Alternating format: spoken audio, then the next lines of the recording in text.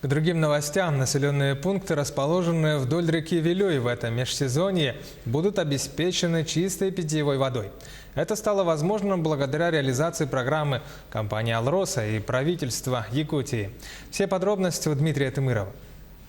С прошлого года на территории Якутии началась реализация программы развития системы водоснабжения Вилюйской группы улусов на период 2019-2024 годы, благодаря которой в ряде населенных пунктов начали строить водоочистные станции. Напомним, что данная программа была утверждена правительством Якутии в апреле 2019 года. «Алроса» является одним из основных инвесторов данной программы. Общий прогноз ее финансирования на 2019-2024 годы составляет около 1 миллиарда 900 миллионов рублей. При этом прогнозный объем отчислений от компании планируется в объеме 833 миллионов рублей после принятия решения ее наблюдательным советом.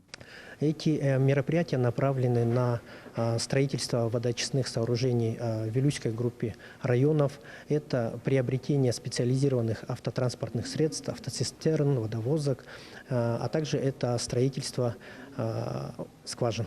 Так, сегодня уже в 14 поселениях Алмазной провинции установлены новые водоочистные станции. Это в 4 муниципальных образованиях Верхневилюйского улуса, села Балаганнах, Хариалах, Хамустах, Харо и в 5 селах Сунтарского улуса – Крестях, Сарданга, Устье, Эльгай, Кюндяя и в селе Кюндядя Нюрбинского улуса. Здесь установлены водоочистные сооружения компании-победителя конкурсной программы, поставщиком которых является ООО «Инженерные сети» из Новосибирска.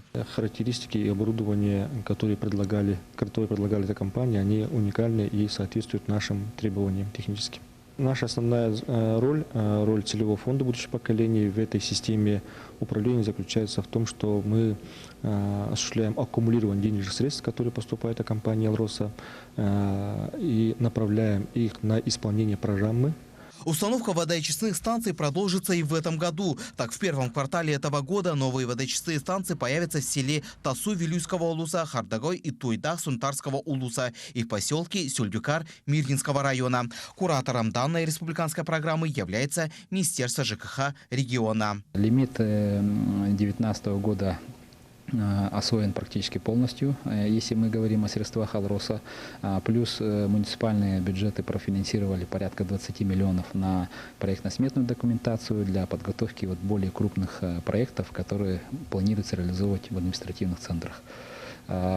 Потом за счет средств федерального бюджета и республиканского бюджета порядка 30 миллионов направлено на геолого-разведочные работы.